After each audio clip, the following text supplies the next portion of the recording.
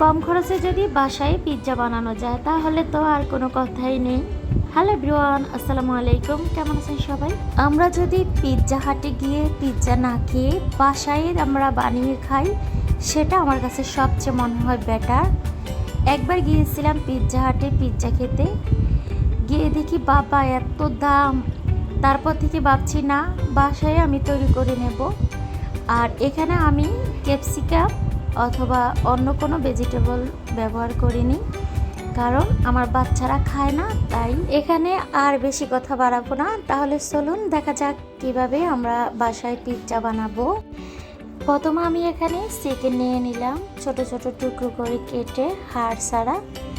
তারপরে আমি এখন দিয়ে দিলাম হাফ টেবিল চামচ আদা বাটা, হাফ টেবিল চামচ রসুন বাটা, আর দিয়ে দিলাম স্বাদ মতো লবণ। এখানে লবণ পরিমাণটা আমি কম দিয়েছি, যেহেতু আমি এখানে সয়া সস দেব। এই সয়া সসের মধ্যে কিন্তু লবণের পরিমাণটা একটু বেশি থাকে, সেজন্যে। তারপরে আমি দিয়ে দিব সাদা বা কালো গোলমরিচ গুঁড়ো। আমি এখানে কালো গোলমরিচ দিয়েছি, আর লাল মরিচের গুঁড়া দিয়েছি হাফ টেবিল চামচ। আর এখানে দিয়ে দিলাম লেবু, আমি এক টুকরো লেবুর রস দিয়েছি। আপনারা চাইলে এখানে 1 টেবিল চামচ ভিনেগার দিতে পারেন, তখন কিন্তু ম্যারিনেট করে রাখলে কিন্তু চিকেনটা একেবারে সফট হয়। আর এখানে দিয়ে দিলাম ম্যাজিক মশলা, এখানে আমি 1 প্যাকেট দিয়েছি, যেহেতু মাংসের পরিমাণ কম। এখন ভালোভাবে হাতে মেখে নিব।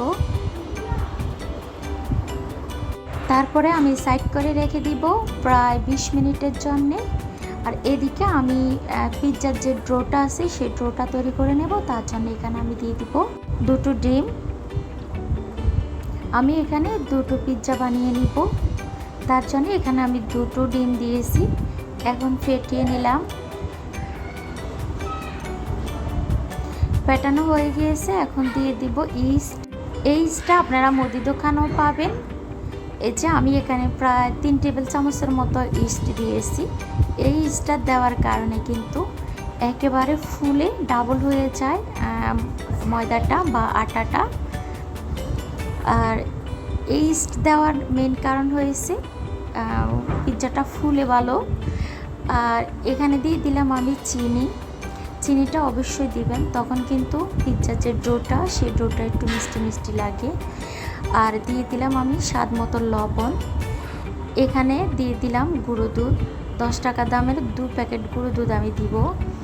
আপনারা যদি এমনিতে কোনো বয়মের মধ্যে ভরে রাখেন গুঁড়ো দুধ, সেক্ষেত্রে 4 টেবিল চামচ দিলেই হবে। তারপরে সব কিছু আমি নেড়ে ছেড়ে দিব।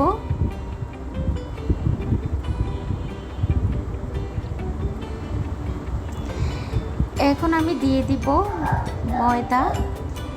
আটা দিয়েও করা যায়, কিন্তু ময়দা দিয়ে করলে কিন্তু একটু পিৎজাটা ফুলে সফট হয়, সেজন্যে আমি এখন হাত দিয়ে সব কিছু ভালোভাবে মেখে নেব।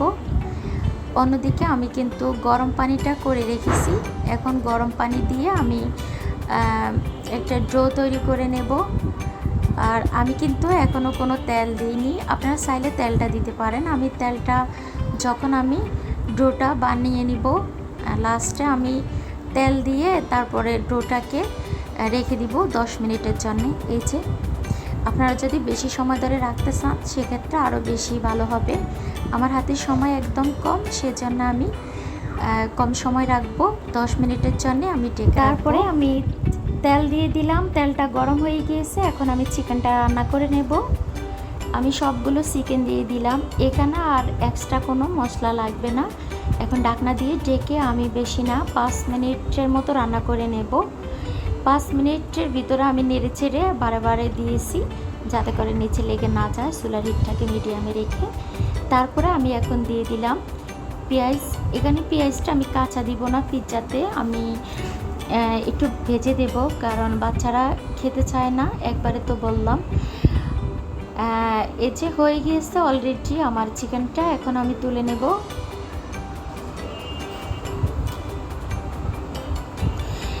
তারপরে আমি দেখুন ডোটা যে ঢেকে রেখেছি, এখন একবারে ফুলে টুম্বর হয়ে গিয়েছে। দেখুন এখন হাওয়াটা বের করে আমি একটু হাত দিয়ে এভাবে মতে নেব। তারপরে আমি 2 ভাগ করব, যেহেতু এখানে আমি 2টো পিৎজা বানিয়ে নিব, সেজন্যে।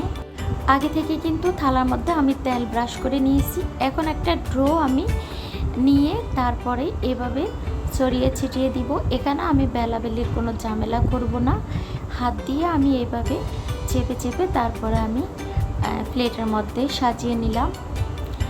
আর এখন কাঁটা চামচ দিয়ে আমি একটু এভাবে আগ দিয়ে নিব, যেহেতু আমার পিৎজাটা ভালোভাবে ফুলে, সেজন্যে।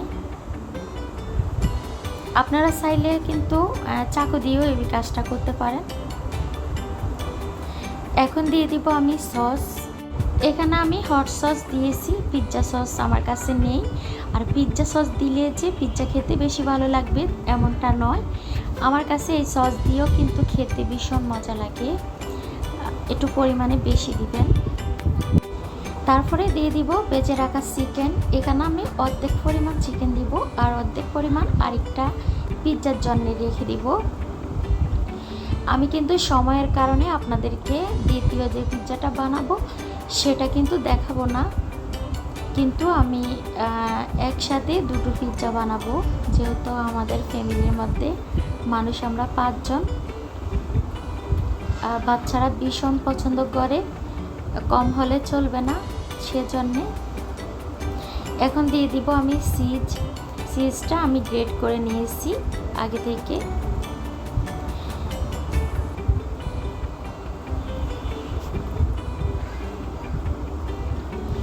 আমি আবার একটু সস এভাবে দিয়ে দিব।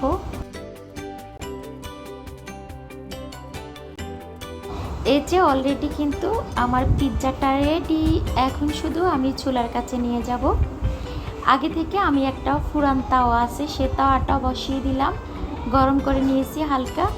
এখন আমি থালাটা বসিয়ে ঢাকনার যে ছিদ্রটা আছে সেটা বন্ধ করে 15 মিনিটের মতো আমি অপেক্ষা করব। চুলার হিটটাকে একেবারে লোতে রেখে। এই যে দেখুন 15 মিনিট পরে আমি ফিরে আসলাম। অলরেডি আমার পিৎজাটা হয়ে গিয়েছে।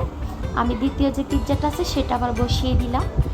আর এদিকে আপনাদেরকে প্রথম পিৎজাটা আমি পরিবেশন করে দেখাবো। দেখুন কত সুন্দর হয়েছে, সত্যি খেতে ভীষণ মজা হয়েছে। আপনারা একবার হলে এভাবে বাসায় ট্রাই করবেন, বাচ্চারা মন ভরে খেতে পারবে। আজ এ পর্যন্ত, সবাই ভালো থাকবেন। আল্লাহ হাফেজ।